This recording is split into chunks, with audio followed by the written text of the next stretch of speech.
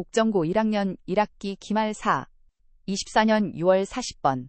Over the last several decades, scholars have developed standards for how best to create, organize, present, and preserve digital information for future generations. What has remained neglected for the most part, however, are the needs of people with disabilities. As a result, many of the otherwise most valuable digital resources are useless for people who are deaf or hard of hearing, as well as for people who are blind, have low vision, or have difficulty distinguishing particular colors. While professionals working in educational technology and commercial web design have made significant progress in meeting the needs of such users, some scholars creating digital projects all too often fail to take these needs into account. This situation would be much improved if more projects embraced the idea that we should always keep the largest possible audience in mind as we make design decisions, ensuring that our final product serves the needs of those with disabilities as well as those without.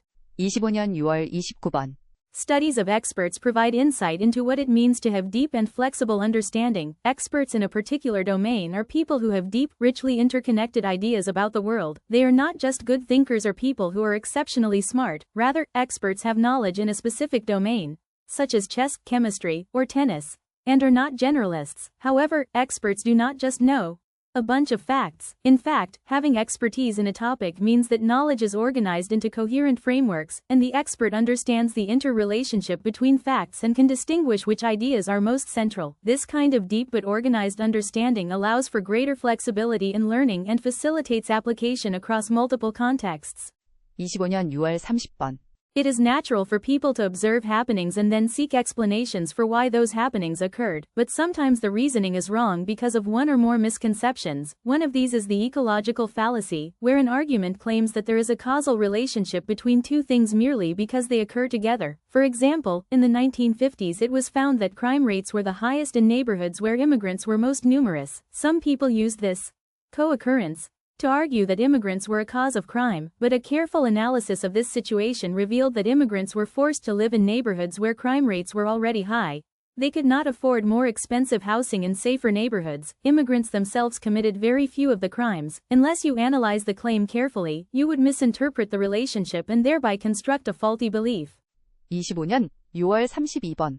Most entrepreneurs put in tremendous amounts of time and effort in creating and launching new products and services and then make the mistake of overpricing them. They have created something they care deeply about, it's theirs, and this powerful sense of ownership distorts their perception of value, which causes them to overprice their products. While many of them are quick to realize that their initial prices are too high, not all these people are happy or willing to drop their prices to make their products more attractive, and this can be a very costly mistake that may lead to the failure of their new business. When you launch a new product or service, your priority should be to get sufficient market adoption as soon as possible, and you should be ready to sacrifice your initial prices and profits to achieve this aim. Once you have strong sales volumes, you can increase your prices to maximize your profits. 25년 6월 40번.